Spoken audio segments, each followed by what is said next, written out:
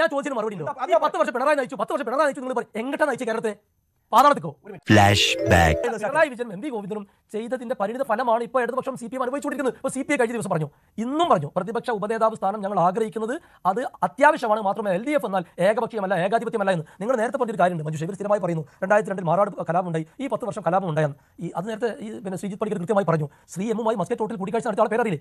RSSുമായി ധാരണ ഉണ്ടാക്കിയ ആൾക്കാർ. ഈ 10 വർഷം ആഭ്യന്തര ഭരിച്ചതാരാ? RSS മത്സ്യത്തിൽ കയറി ധനകാര്യം നിങ്ങൾ ഭരിച്ചു, നിങ്ങൾ വലിയ രീതിയിൽ അഴിമതി. മറ്റേ കാര്യം കൂടി പറയാം, 2011 മുതൽ 2016 വരെ ഉമ്മൻചാണ്ടി ഭരിച്ച കാലത്ത് കേരളത്തിൽ ഏതാണ് പിന്നെ വർഗീയ കലാപം ഉണ്ടായത്? ഒന്ന് പറയാൻ പറ്റുമോ? ഞാൻ പറയാം, 2009 ഭീമാപള്ളിയിൽ 6 പേരെ വെടിവെച്ച് കൊന്നത് ആരാണ്? അത് വർഗീയ കലാപം അല്ല.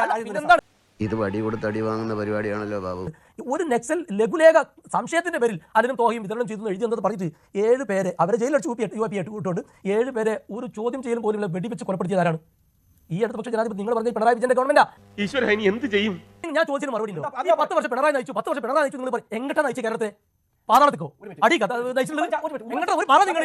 ഞങ്ങൾ പറയുന്നത് ജനക്ഷേമ ഭരണം, കേരളത്തിന്റെ വികസനം, കാലോചിതമായ പുതിയ തലമുറയെ വലിയ രീതിയിലേക്ക് വളർത്തിക്കൊണ്ടു പോകുക, ഇതൊക്കെയാണ് ഗവൺമെന്റിന്റെ അടിസ്ഥാന സംഗതി. സ്വത്തിന് ജീവൻ സംരക്ഷണം കൊടുക്കുക. ഇതിലെല്ലാം പരാജയമല്ലേ പിണറായി വിജയൻ സർക്കാർ?